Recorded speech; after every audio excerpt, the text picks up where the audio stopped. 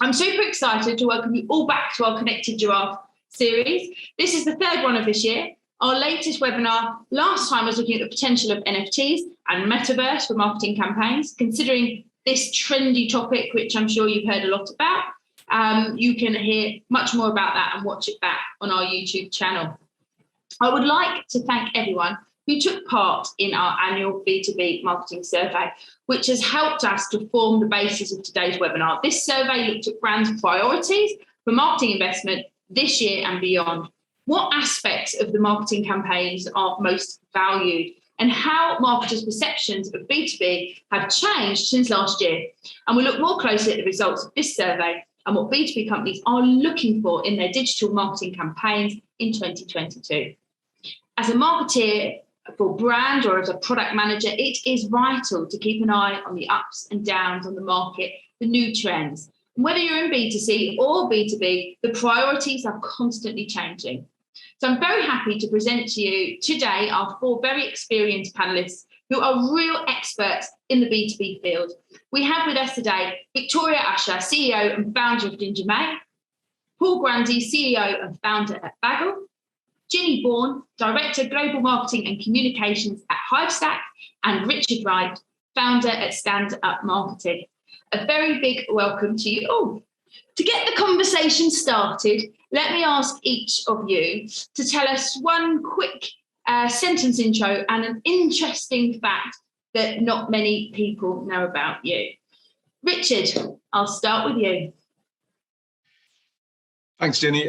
First of all, thank you for having me today. Hello, everyone. My name is Richard Wright. I've been working in data and tech marketing for nearly 15 years now. And last year, I founded Stand Up Marketing, where I work with a number of clients to help them get their B2B marketing efforts off the ground. I guess the fact that not a lot of people know about me is that Stand Up Marketing is a nod to the name is a nod to my hobby of stand-up comedy, which I've been doing for about 5 years now on the London circuit, strictly as a hobby, I might add. But that's what I get up to in the evening. Thank you for that insight, Victoria. Give us a quick intro and an interesting fact. Thanks, Jenny. My name's Victoria Usher and I am CEO of Ginger May. We're a PR and communications agency working with clients across the B2B space. And interesting fact, I did have to have a real think about this. And maybe it's that I was a dance instructor before I went into PR, but don't get the chance to do it very much anymore. And can I just mention, Richard, as a stand-up comedian, he has got literally the best deadpan face in the world, so you would never guess, I think. Thank you, Victoria. Ginny, over to you. Hi, thank you very much for having me, Jenny. I'm Ginny Bourne from Hivestack, and I've been in the industry just shy of 10 years. I've worked across PR, publishing, ad tech, and in an agency environment as well. Interesting fact, a little bit like Richard, I've got a little bit of a side gig in that I'm a yoga teacher, and so that's something that I don't really get much time for either, but a real passion. Fantastic. Lots of entertainment and yoga going on, I think, during the webinar. Paul, what about you? So, I'm Paul. I'm the founder of Bagel. Before Bagel, I was in advertising for about 8 or so years. Prior to that, I was in investment banking. So I've done two of the most hated industries so far. I think estate agency is the next one I've got to do. Interesting fact about me, up until October last year, I was an on-call firefighter. So if you're over on a Zoom call and I just disappeared, I was probably running off to save a cat from a tree. Dangerous stuff. Thank you very much. Well, stay tuned to hear all of these experienced professionals give us their opinions on the current trends and priorities for B2B marketing. And remember, there are interactive opportunities here for you. And please do write your questions in the Q&A box below, as I'm sure our panelists are very excited to hear your opinions and questions. So next, I am going to move to reveal the research I'm going to do the dangerous thing of being able to share my screen, and hopefully you will be able to see that very shortly, and we can run through the results of the survey, which we're all very excited to discuss. So basically, we looked at 103 respondents, and what we were looking at was being able to ask respondents, of course, in the B2B arena, their perceptions. We asked them 15 different questions. Let's take a look at those questions. Quickly, to look at also the level, of course, at which people were working at within their company. We have a good split across the market, and also in terms of the industry, where were they working? Again, there seems to be a good split across marketing and advertising and media being 31%, another quarter in finance, and then a split across other industries. Big question here, why do you consider B2B digital marketing to be important? And you can see here that the largest area there, 33.8%, is new business. So new business being the main driver there, followed there by sales and e-commerce, 22.5%. And then, of course, strong identity following up closely. Here we can see Merck, which is an example which we worked on that I thought was really interesting about really looking for new business, where they tried to incorporate social media into their B2B marketing, which I think is quite interesting in terms of their media plan and gamification. And again, we can talk more about where people are actually bringing in new things. What types of B2B marketing do you currently do or are considering at the moment? Here, again, we can see a nice split across the different options, with podcasts actually getting 23.8%, which was quite surprising for me. Outdoor, 23.8% as well. So those two almost making up half of the respondents. And I think there's a big rise, obviously, in outdoor, because, of course, last year we weren't able to go outdoors. So there's some increase there.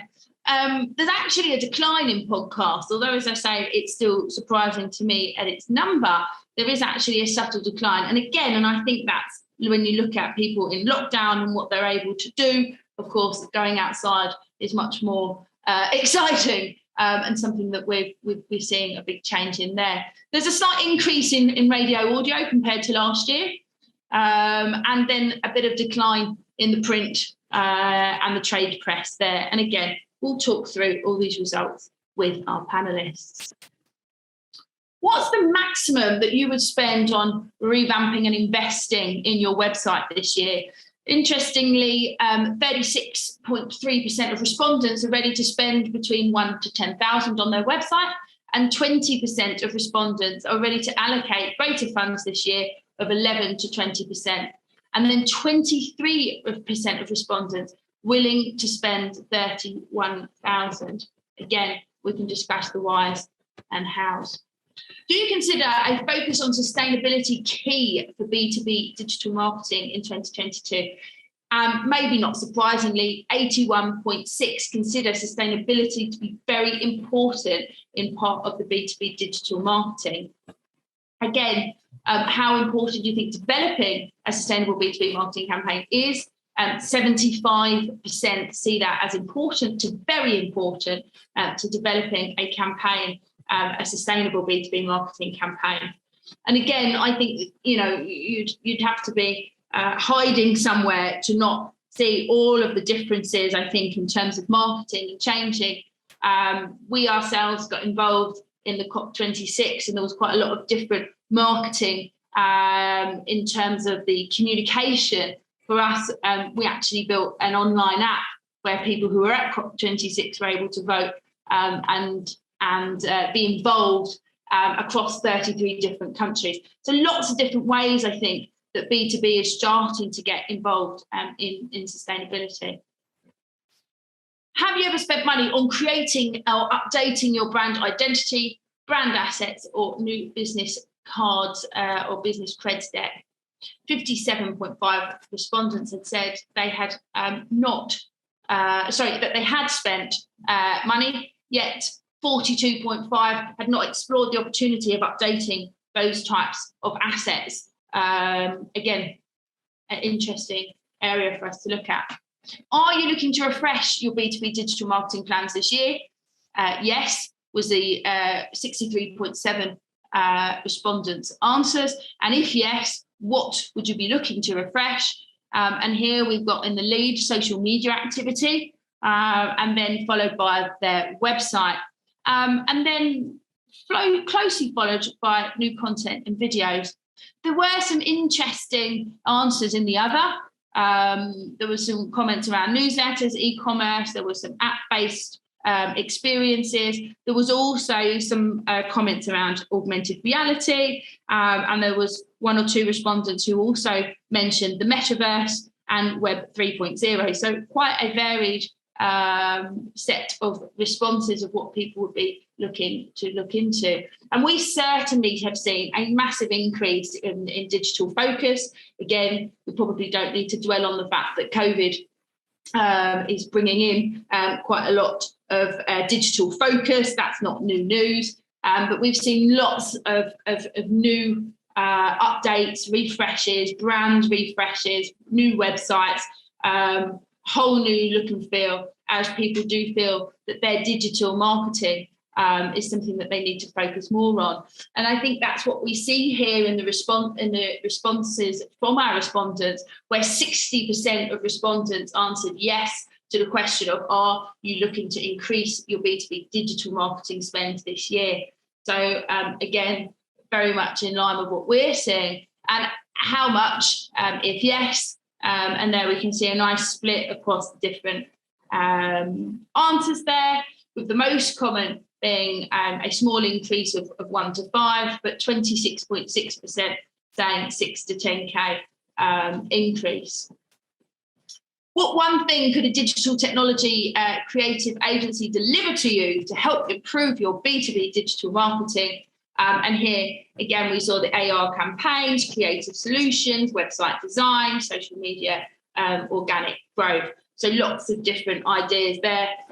Again, offering a new style of marketing to reach a broader audience. So I think one of the interesting things that I found here in particular was that it seems that a lot of the things that we might have been doing in the B2C world now are starting to move into the B2B world. And B2B marketers are looking for new styles of marketing and creative ways to do things. On a scale of 1 to 5, where 5 is important, 1 unimportant, how important are your B2B digital marketing plans to your business this year? And again, you can see here very clearly that it's on the 4 and 5, with 53 over half giving it a 4 out of 5 importance rating. For me, or for us, the largest proportion of respondents were in marketing and advertising and the finance industry. I think that there are certainly some trends that I can imagine working across all of those areas. Sustainability, for example, I think we can say that that's a trend across all industries. I don't think we can imagine that's just in any of those that may be in the majority of the respondents. And I think, very clear, the biggest focus in the digital marketing plans is the social media activity and digital. So lots and lots of things for us to discuss there. And I think that it's a great moment for me to come back to our respondents.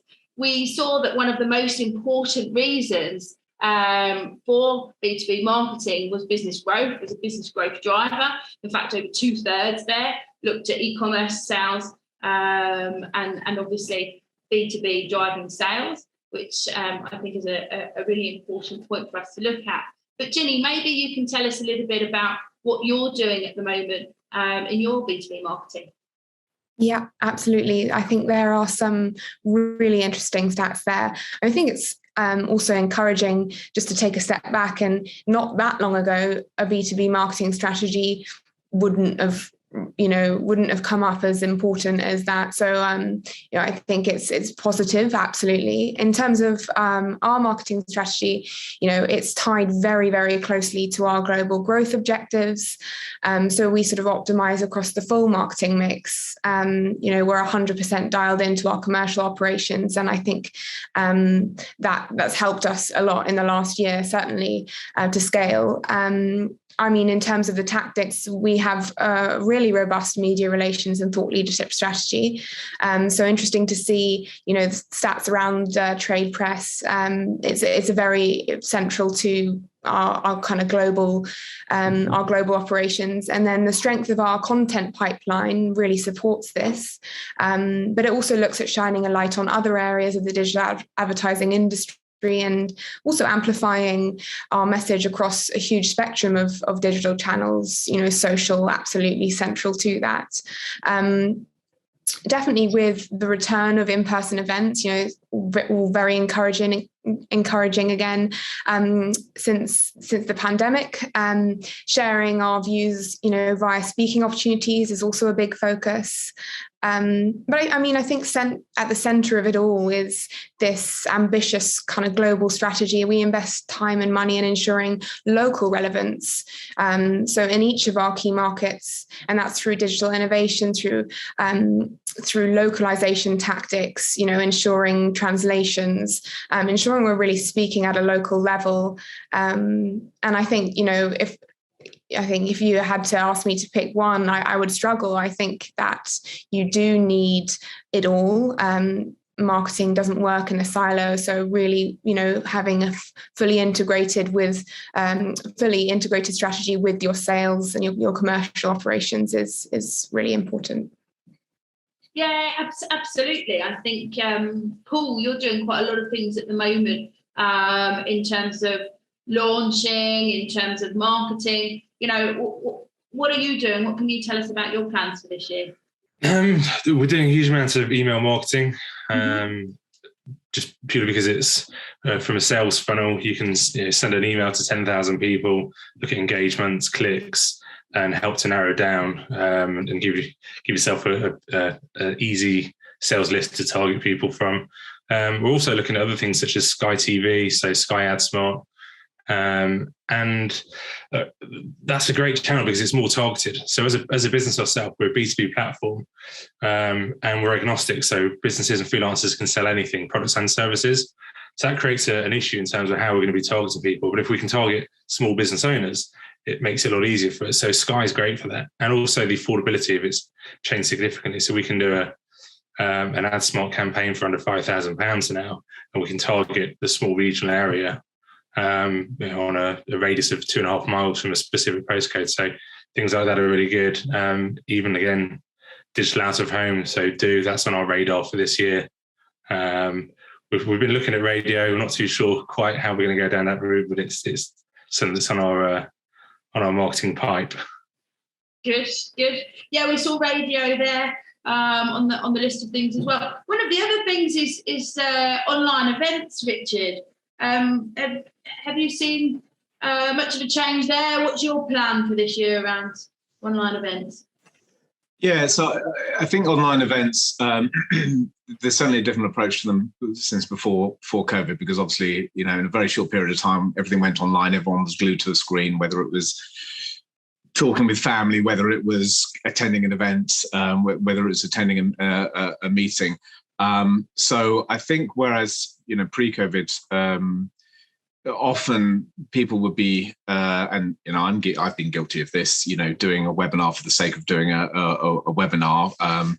It's people are a lot more inured to it because there's so much choice out there, and there's a little bit of fatigue has set in. So I think there's still absolutely vital components of your marketing mix, but making sure it's tied to a campaign, that there's a very strong, clear format, topic, and also not just thinking about online events in terms of the live event, also thinking in terms of how you can repurpose that content, clip it for social, turn it into blog posts or material which are going to boost your SEO efforts, or gate the recorded version on your website, so it's a long-term kind of opportunity to yield leads. I think as B2B marketers with online events, we just need to be a bit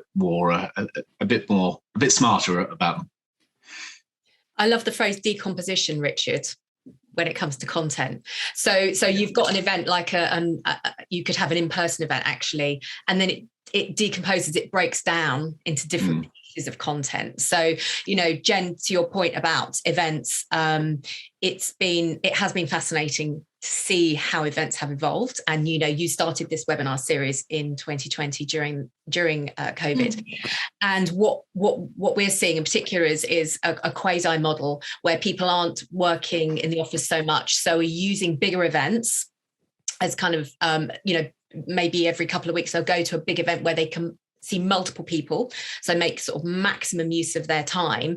And then they're also enjoying hopping on these kind of digital events. So, LinkedIn has become unbelievably powerful as a tool for B2B marketers. And going back to the content point, and content is therefore front and center with that. It's super important to get your thought leadership, your proposition, your positioning, how you compete with your competitors. It's really important that you articulate that really clearly. So, that is a really key point for everybody this year, I think, is to relook at where you're at, relook at where your positioning is, and then look at that thought leadership at the core of it, and then decompose it down into these different parcels, if you like, to then put on social media, to then put on your blog, so you're owned, you're paid, etc. Vic, was that LinkedIn calling to thank you for the plug? They keep doing it to me. It's so annoying, Rich. I definitely agree in terms of, just amplification. That age-old repetition is recognition, saying is absolutely still true. Jenny, do you mind if I just also hop on something that Ginny raised as well? Because rightly, Ginny mentioned the importance of being aligned with sales, because that underpins absolutely everything you do. And I think whilst it's more of it is a strategic consideration rather than tactical, I think sales and marketing alignment needs to be fundamental to any B2B marketing plan. And it's not something that I think a lot of organizations have really grasped. I mean, the stats are unequivocal. Organizations that have aligned marketing and sales, they enjoy much higher close rates, much higher customer retention, and it's something I would hope that brands really significantly grasp in 2022, because it's such an opportunity. Thank you, Richard. Absolutely, we've got questions already piling in. So the first one from Nigel, thanks very much for that question, is, given the impact of inflation, how do you anticipate this affecting B2B marketing? I mean, I can jump in on that one. It is having an impact to do with salaries, actually, and staff. That's where we're seeing the biggest impact. So, salaries are jumping literally every couple of months. So, ensuring you're retaining the best staff is really critical. So that does mean having a constant finger on the pulse of what the best salaries are to be offering, what the market is doing. And that makes it really difficult when it comes to your own costs and, how you relate that back to clients. So we're being transparent. We know that the market value of our services is going up relative to the market. So new clients coming on board, they do understand. The issue is mainly heritage clients, where maybe there's a traditionally low rate that's being paid. That makes it sort of slightly more of a challenge, where it becomes a bit more uneconomical for you as a business. But we're all going to have this challenge over the next 18 months. It's not going anywhere, unfortunately. So it's about having, what we're doing is having one-to-one conversations with clients if there's if there's questions or challenges around charges that we're having to make. And then with staff, absolutely, that's where it's really super critical. So if we have to suck it up, we do. we do need to ensure that our people are retained because they essentially are our business. Anyone else want to add anything there? Just the point, I think, from experience, we all know that often when when belts need tightening, often the marketing budget is the first thing to be reviewed. So if it was in a situation where inflation, increased costs as Victoria detailed, and cost-cutting measures were required, I think that would have an impact on the marketing budgets available. Mm-hmm. I would also just say, I think it's about being really super clear on your priorities. Having, as you scale as a business, what markets are going to drive growth for that. Just prioritizing rather than trying to sort of broad brush do everything. It's just going to be about fine-tuning strategies, absolutely, with that inflation. Well, I think as well, if we're saying, or if our respondents are saying that B2B marketing drives sales, then that sounds like something that should be a priority, and maybe there's something else that should be cut rather than marketing. But we always know that marketing gets put under the cosh in many businesses when money gets tight. I think that relates massively to big companies and corporates as well, though. So the smaller businesses seem to be kind of coming through. So whenever there's economic downturn, as you said, the big businesses tighten things up and stop spending as much. So the smaller businesses, they need to grow. So you see a lot of different campaigns coming through for the SMEs, which are the backbone. I say this as an SME, but the backbone of the UK economy. So I think you do see a shift in terms of big corporate versus small businesses spending. And to add to that, budgets are actually getting bigger from our experience. So I think there was COVID has pulled companies back in terms of their growth, and Brexit also had an effect. Mm-hmm. So we could see a lot of companies sitting on the fence, not wanting to commit. And I think they're now past that. They're like, we need to grow. We cannot wait anymore. So even with inflation and all of the tumultuous situations we've got at the moment, from our experience, it's not holding companies back at all. If anything, they want to really smash it this year and for the next couple of years. We saw 23% of respondents, 23% of respondents willing to spend more than 31,000 on their current website. I think that's a good indication of looking to invest in digital, looking to invest in marketing. Ginny, I know you've been doing quite a lot with your website. Maybe tell us a little bit about that. In our opinion, on a scale of 1 to 10, in terms of importance, it's a 10. I think the need for a strong website is not going away. Yes, there's a lot of incredible evolution in our space, but some of the oldest tricks in the book remain true. It's your storefront, it's your first impression. So for Hivestack, last year we invested heavily in building a unique global site optimized in 4 different languages to meet the growing needs of our business as we scale. And that's what I mean when I talk about investing time and money and ensuring local relevance. It's absolutely central to our strategy. Has anyone else got anything they want to add to that? If not, I shall move to the next question from our audience. How can we use social platforms like LinkedIn to get the best of them for B2B marketing? What is the best platform based on your speaker's experience? I quite like LinkedIn for us. Sometimes it can be quite expensive, but I think it's worked best for us so far. One of the challenges I find that, and hopefully I'm not alone on this, is that LinkedIn's just become Facebook for people at work.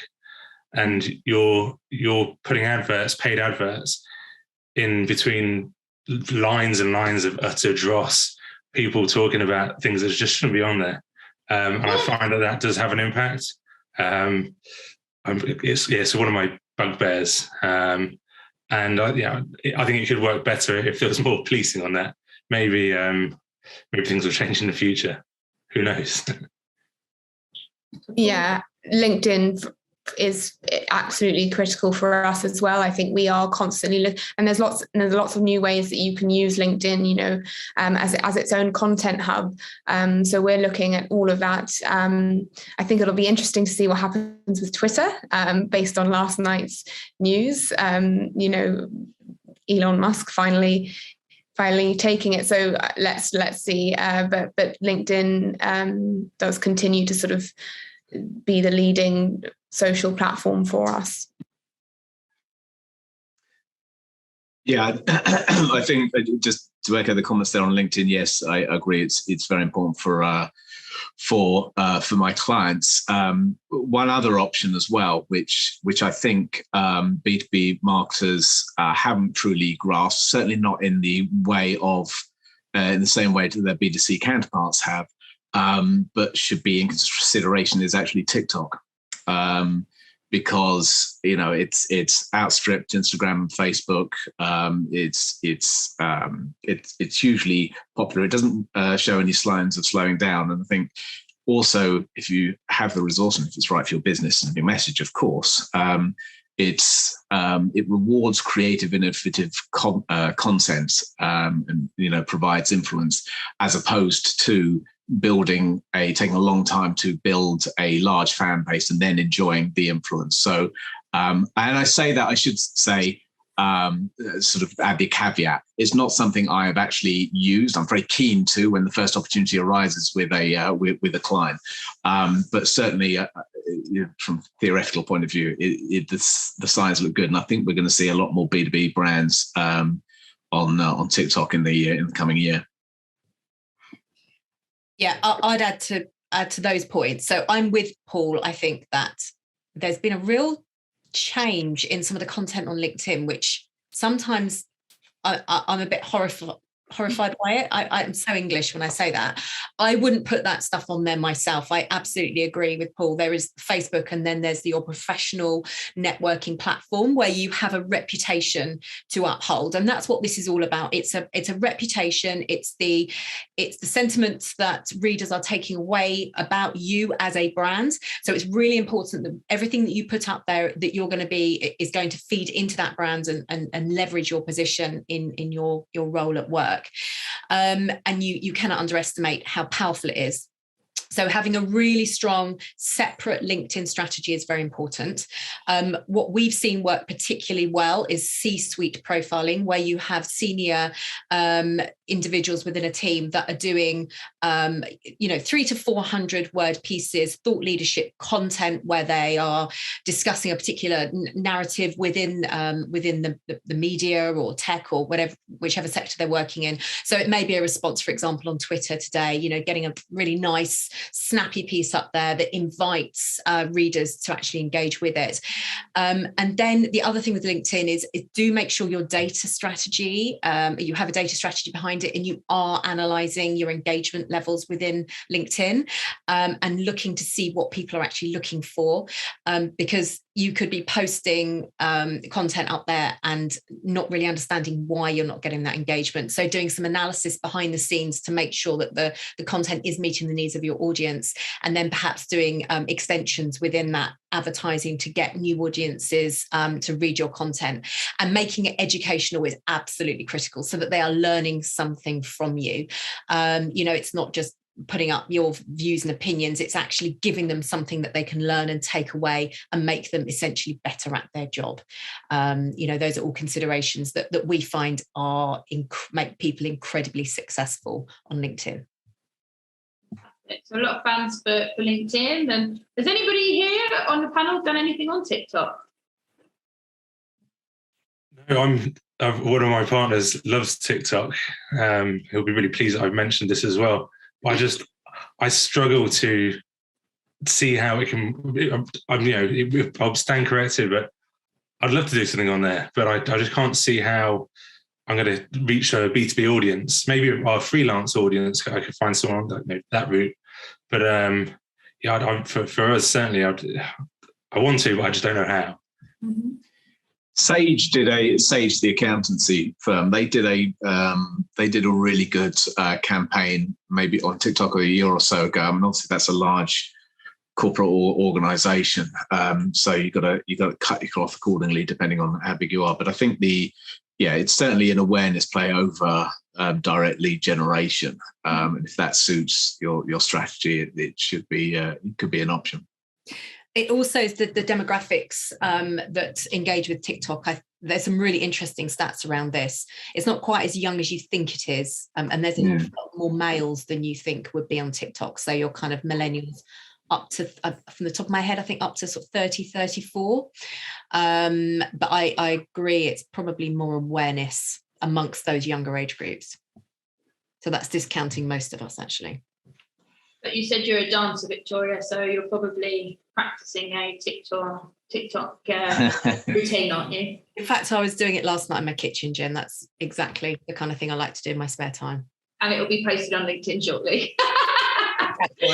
If we're talking about inappropriate posting. Anyway, we'll move on. Another question from the audience. What are the most important KPIs to ensure the business keeps investing in B2B marketing? Important KPIs. It really depends for us. We're all about user acquisition, but then there's three parts for us anyway. One is first getting a user to sign up and on board. And that's a key one, but then getting them on board and actually getting them to transact is the next one. And then also retaining them. So for us, monthly active users is our key or most important KPI. Because essentially that's how we can work out our average revenues from that. But it's a three phase: get them signed up, get them transacting, and retain them. Mm-hmm. I'd also say I think it's really important to actually have that back end measurement, set up. So being integrated with HubSpot and Salesforce, and actually being able to measure when you're talking about a B2B marketing strategy, which channels are performing, and therefore which ones to optimize, and that will inform your KPIs. So I think it's just about having that back end really, really solid. Yeah, having a strong marketing ops function to help you sort of navigate that. Yeah, that's really worth investing in. As well, adding on to what Paul mentioned there, I think as well the customer acquisition costs, making sure you've got a clear idea of what you're getting back. That's worth keeping tabs on, and also velocity, how quickly things are moving through the different stages as well. You need to keep tabs on that, because that's going to inform where you want to be spending money and help your forecasting moving forward.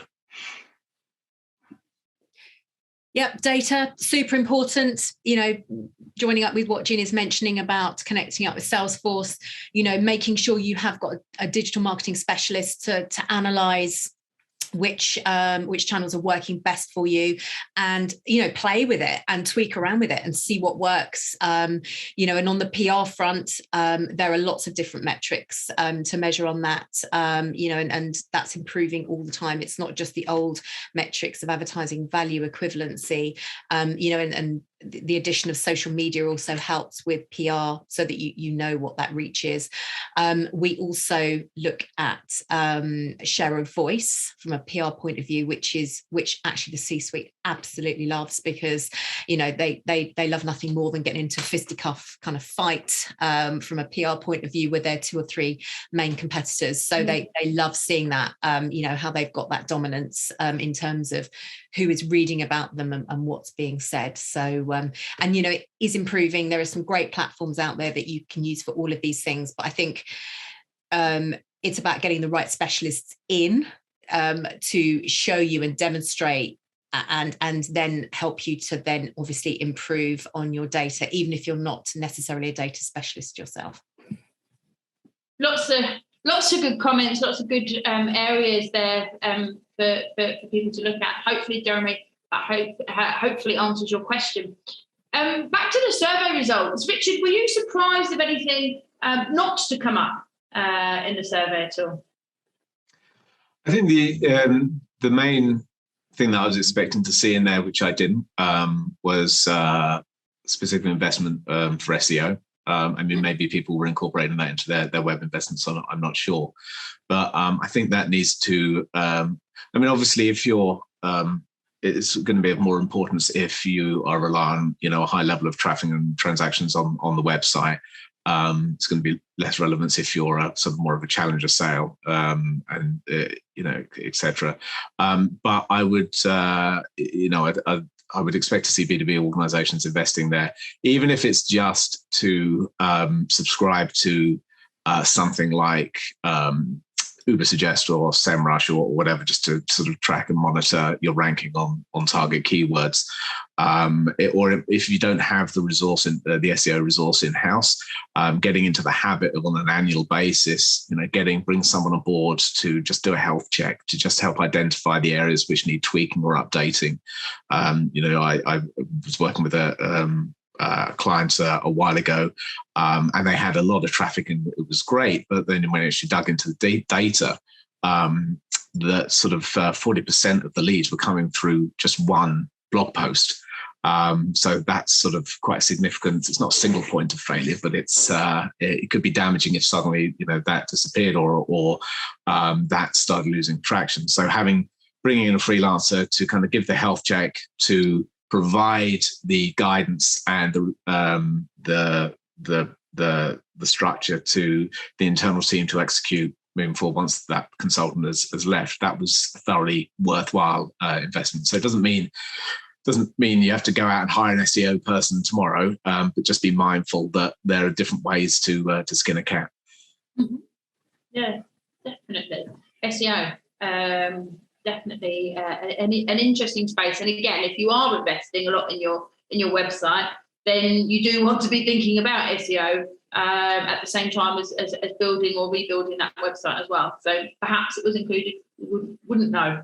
Lots more questions. Yes, Victoria. You're not doing SEO and you are investing, you're massively wasting loads of opportunity there, because you're not, you've got all these different component parts of your marketing communications and you're just not joining them together. So they're all operating separately. It's a huge wasted opportunity. And like Richard said, even like SEMrush can help you with your, looking to see what people are searching for, which then helps you with your topics for content, which then helps you with what you're posting on LinkedIn.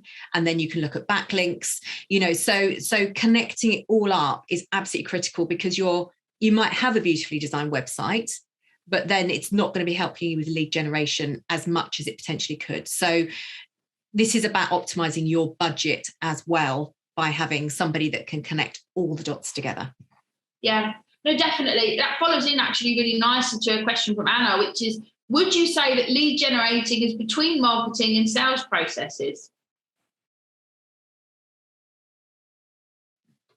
I think it is. I think for lead gen, for even email marketing, which I mentioned earlier, once you get the ad canvas or your email campaign out there with the pretty pictures and good content, marketing can handle a lot of that, and then you can do follow-up emails through automation using things like MailChimp or HubSpot.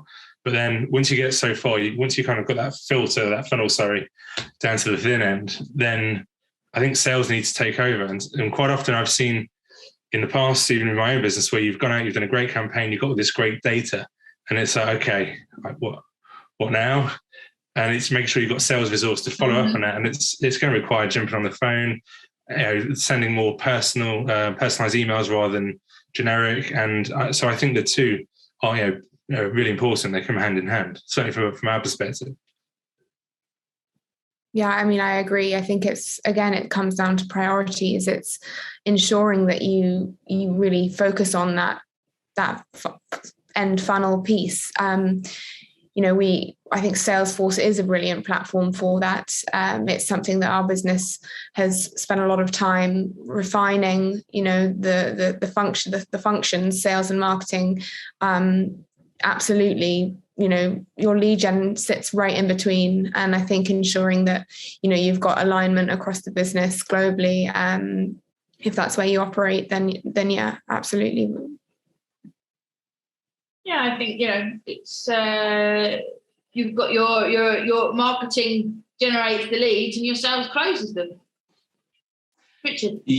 Yes. I think it's a really important question because often the mentality can be that, marketing run their campaigns, they get people to the point of engagement, they create the lead, they hand it over to sales, and then they don't necessarily know what goes on thereafter, which isn't healthy. So it goes back to my point around sales and marketing alignment early on, even if it's done in a really kind of simple way, making sure that you sit down with sales and agree, these are the campaigns we're running. This is our ideal customer profile. These are the messages that we're taking to the ideal customer profile, making sure you're both aligned on that. And also simple things like making sure you're clear on the definition of each lead stage, because I've been in organizations before where marketing is saying, well, we're handing over lots of MQLs to sales, and sales are saying, well, we haven't seen any MQLs, because they have a different interpretation of what a marketing qualified lead is. And that's just setting things up for failure and causes issues, et cetera, et cetera. So I think if you can nail at the start with making sure you've sales and marketing are very clean on what the communication, the process is going to be, what the definitions are, it just makes things run smoother and helps you track what the actual return was on the campaign that you've run, because you've got the confidence that the leads you create are being followed up with in the right way. Yeah, definitely. I would add on that is have a look at the funnel. There's lots of marketing strategy that documents the funnel that Paul referred to earlier, and the different marketing tactics operate at different parts of the funnel. So, reputation build, advertising, PR tends to sit at the top, where a potential customer is out looking and they're looking for somebody they can trust. They want to see articles, or they want to see content that's going to inform them about the question they're asking. And then all those tactics, they move down to that very narrow point at the bottom when you're actually looking to close the deal. And having a strategy that covers all of those different elements is really important, and understanding which part does what. And that's something I see an awful lot of is, often CEOs that don't understand which part of the marketing funnel will deliver leads and how important it is to get a spread of different activities throughout the funnel. So that would be my advice. Have a look at that. Literally just have a look at the model. It will really help you to understand which part of marketing fits within and how it does actually help sales and lead gen. Quick question here in from Adam, which is just looking at a small business with zero in-house marketing. Has anyone got any advice or opinions on web hosting and data capture? So we're looking at WordPress versus HubSpot for CRM and data, and for SEO, HubSpot versus WordPress add-ons. I don't know, Richard, if you've got any opinions there. I've used HubSpot a little bit of late. It kind of feels, and I'm interested in what the other panelists think of this, HubSpot is kind of almost industry standard when you haven't got any in-house resource or a huge amount of budget to throw at it, because it's going to help you consolidate your customer data and set up simple automations and give you some level of marketing activity. And it's also going to be able to create dashboards which are going to give you a simplistic or simple view on your main metrics. So I think HubSpot is a good option if you have limited resource. Typically people, organizations kind of start on HubSpot and they probably won't thank me for saying this, but they tend to evolve into sort of larger, MA marketing automation platforms at the appropriate time. But certainly, HubSpot is a good, solid platform to start with. Hopefully that helps, Adam. Moving over to sustainability, because, obviously that's a big trend. There's a lot of things happening in sustainability, where we saw in the survey 81.6% consider sustainability to be a very important part of B2B digital marketing campaigns at the moment.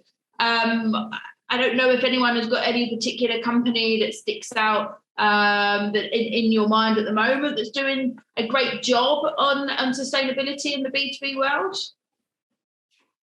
I think the problem with sustainability is there's a lot of greenwashing, which is frustrating because, sustainability is really important. We do need to be actively moving towards a more sustainable future. And it's very hard to decipher between companies that genuinely are doing something that's very positive for the planet and those that basically are just massively BSing. When you get Esso and some of the bigger fossil fuel companies talking about their green channels and what they're doing to help, it's quite frankly, it's laughable. And I saw a stat the other day that said I think 60% of the clothing industry's claims are greenwashing, which is unsurprising because they're also a really bad sector. In the B2B space, one that stood out to me is Goodloop. It's a company that works with businesses to give a proportion of their revenue with any campaign, like an ad campaign, to charity. And a lot of those charities are sustainability charities. And they've built that right into the core of what they're doing. Another company is called Bagboard. And what they do is it's sustainable carrier bags or bags. They're cloth bags, obviously not plastic, and they use they put images essentially on the side of that. Interesting that both of those businesses are founded and run by female CEOs. Yeah, I mean, I think we're at this point now where the entire industry is kind of waking up to the fact that we need to do better. I'm really happy to see that, but that said, there's a great deal more work to do. I think you're absolutely right, Victoria, in terms of the greenwashing. The danger is it becomes a tick box exercise. So I think it's not just about having a sustainable business model. Even yourself as a company, it goes so much deeper than what a business is doing with its own operations. We need to be looking at the entire supply chain. What are your clients doing to drive a sustainability strategy? And what about your clients' customers? How are they living their lives? I think it requires a sort of seismic and very important shift in collective mindsets. And, we're getting there. There's courses that are available. The IPA have a number of really digestible courses around Ad Net Zero, and there's education that exists. And I think the importance is that every business starts to educate themselves. But yeah, there's a great deal of work to do.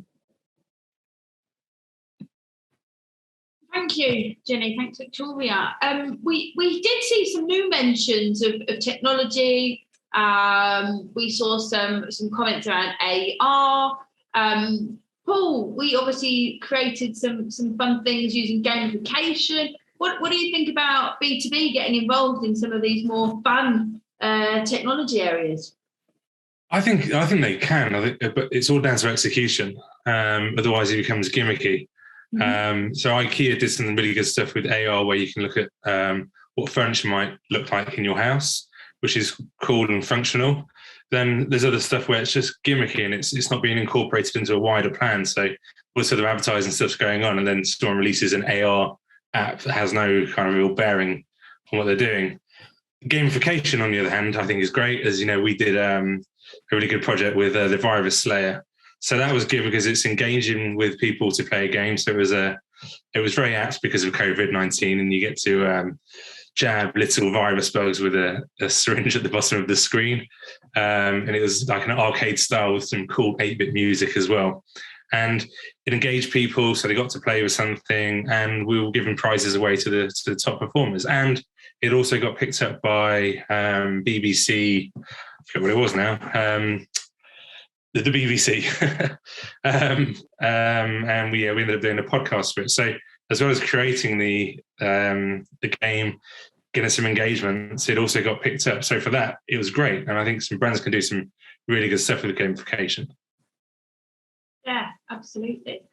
There's also some talk of the metaverse. Ginny, what do you think for B2B brands?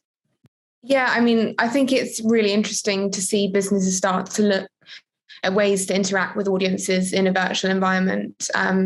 Maybe it's been fast-tracked because of the last couple of years that we've had, largely sitting at home on our own on screens. But for now, there are still lots of unanswered questions, absolutely, about the metaverse. But it's certainly in the not too distant future, it will become a reality, inverted commas. But I think we can already see that we already know about Facebook. The world's biggest brands are absolutely already deep in their development, and it's certainly an area that Hivestack are very excited about. We are looking at ways to innovate for ultimately for channels that aren't yet possible, to do business in. So yeah, I think it's definitely a watch this space area. There was a significant rise actually in the physical world, in the digital outdoor, compared to last year. As I said, probably due to some restrictions being lifted from various lockdowns. What do you kind of feel about that? What are your comments on that, Ginny? Yeah, I think it was a 17% lift. I think that figure's not surprising to see at all. With the return of bigger audiences and the end to lockdown in many parts of the world, but we do need to remember that there are some parts of the world that are still in lockdown. I think Statista has a projection that global ad spend on digital out of home will increase to something like $16 billion by 2027. And that's just from 6.7 in 2019 pre-pandemic. So you can see that upward trajectory is absolutely there. I mean, we can see that the use of data and automation is a huge driver of growth in this space. We're at this point where audience targeting in online is under threat. Apple removing IDFAs last year, and this year we'll finally see the end of the third-party cookie. Creating one-to-one connections is becoming harder for marketers. And what's interesting here is that out of home has never relied on that one-to-one connection. It leverages user behaviors at a macro level to target crowds of people. So, that we call it a one-to-many approach. But I think there's a lot to be said for that in the world in which we're in now. I think it comes down to really looking to understand audience movement patterns, so that we can target with contextual relevance. And context is king, that cliche saying, but it is true. And I think for us, it's about devising data-driven strategies that meet our audiences outside of just classical digital display and social, where arguably we're seeing a lot of fatigue as well. You hear a lot about audiences staying more local to home, a great deal more now. I think a key learning from being a programmatic digital out-of-home software business that's close to the source is that people are still on the move. They just might not be moving in the same patterns as before, such as the sort of traditional commute 9 to 5, but they are still moving. And I think it's not surprising to see that sort of interest rise in the channel. What's your top tip then for everyone watching? I mean, look to data and automation to understand your audience movement patterns, really, so that you can get the context right. Yeah, great tip. Richard, what's your top tip? So I think I mentioned it a few times already, but I think sales and marketing alignment, both functions should be joined at the hip and clear on processes, goals, messages, because it's going to add value and improve the effectiveness of all your activity and tactics. Absolutely. Cool. Mine could be back to email marketing, so I'm a huge fan of it at the moment. I think always go with less is more. Don't write a whole War and Peace email, clear call to actions, and leave enough ambiguity, not to keep people interested and come back rather than tell them everything. And one other little tip, pick Appetite Creative as your creative agency, of course, as well. Cheeky little plug there for you, Jenny. Perfect. Victoria, build on that. Well, I would agree, absolutely, obviously, with you guys. And my other tip would be to keep it simple and not to overcomplicate your marketing. We see a lot of people running after a lot of clients running after the bright, shiny, new, exciting way of doing things, it's really important that you get the basics right, that you're doing it thoroughly, properly, understand your sales marketing process, and then you can layer on these new and exciting, dynamic new platforms once you've got the basics right and they're functioning properly. But if you're doing too many things, it's going to be super complicated and you're not going to get the results that you want or need. Absolutely. Some fantastic tips, some great insights. Thank you to everyone. Really giving us some deep understanding, and I think we've got some fantastic questions from the audience as well. So a big thank you to the audience. So again, a big thank you to everyone here. We will be able to share the recording online afterwards. That's all we've got time for now. So thanks a lot again for everyone who has involved themselves in the survey, and of course everyone who's been helpful in giving us some fantastic questions to the panel. And a big thank you, of course, to our panelists, Victoria, Paul, Ginny and Richard. To everybody here, I wish you now just a fantastic day. Thanks very much. Thank you. Thanks for having me.